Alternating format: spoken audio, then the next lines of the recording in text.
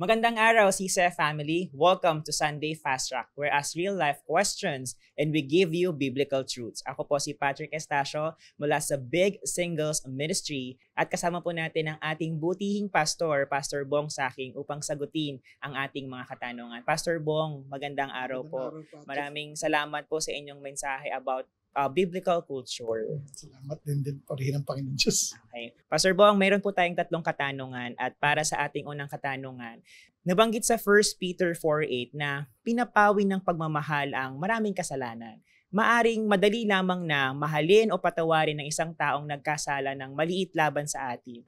Pero paano po gagawin ng isang taong patuloy na nananakit, physical man o emosyonal sa atin?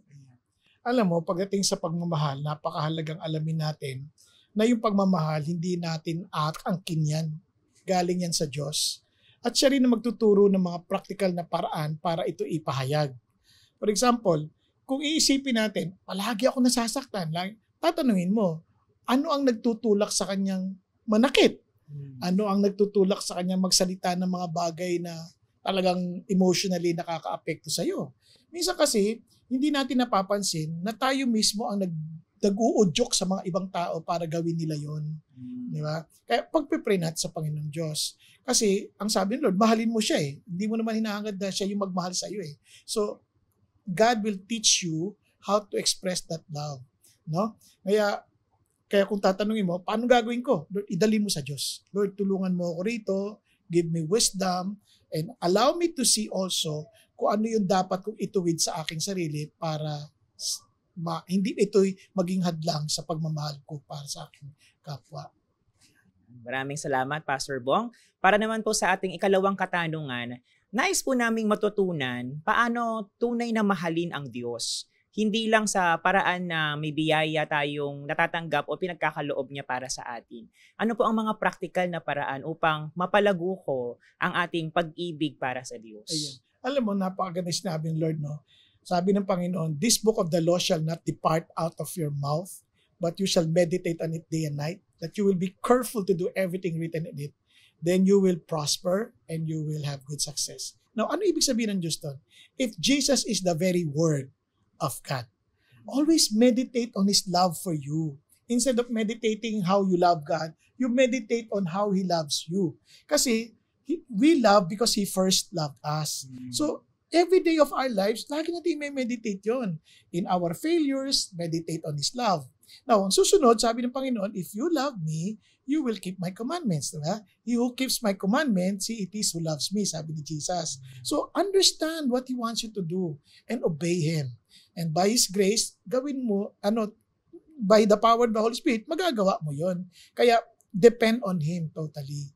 Kaya importante yun kasi paano mo mamahalin? Iisip ka pa, hindi naman kasi sentimental yun eh. Meditate on His Word. Understand Him. Know Him. Then meditate on His love for you. Then meditate what He wants you to do. Then obey Him by the grace and power of the Holy Spirit. Amen, Pastor Bong. So after reading carefully the God's Word, you have to obey it. Right? Yes, No, ganun na yung gagawin natin.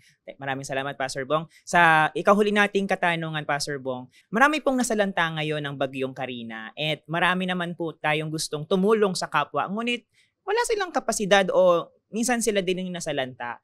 Pagkukulang po ba ng pagmamahal yun sa kapwa? Ano po bang paraan upang paano tayo makakapagpakita ng pagmamahal ng higit sa ating kakayanan? Ayan. Alam mo, sa totoo lang, ang Diyos will not require you to do something beyond your capacity. Halimbawa, nabaha ka din.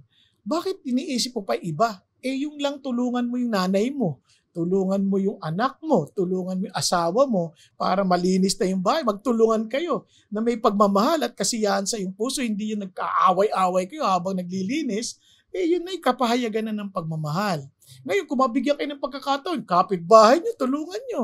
Diba? O kung mabigyan ka pa ng pagkakataon, sa ministry, yung ka-D-group ninyo, magtulungan tayo. Ibig sabihin, kung may pagkakataon, bakit hindi? Diba? Pero kung hindi ka mabigyan ng pagkakataon, yun lang katabi mo kapitbahay mo na yan Yung kamembro mo ng pamilya, kasama mo sa bahay, yung lang di kayo mag-away-away, malaking bagay na yun. At kapahayagang masayang pagtutulungan dahil sa pag-ibig ng Diyos. Alright, maraming salamat Pastor Bong sa pagsagot ng aming mga katanungan. At bago po tayo magtapos, kami po ay nagagalak na imbitahan kayo para ipagdiwang ang unlimited faithfulness ng Panginoon sa ating paggunita sa 40th anniversary ng CCF this coming August 24 and 25. Isama niyo rin po ang inyong pamilya at kaibigan, especially yung mga nais nyong maka-encounter kay Jesus. And that's it for Sunday Fast Track. God bless everyone.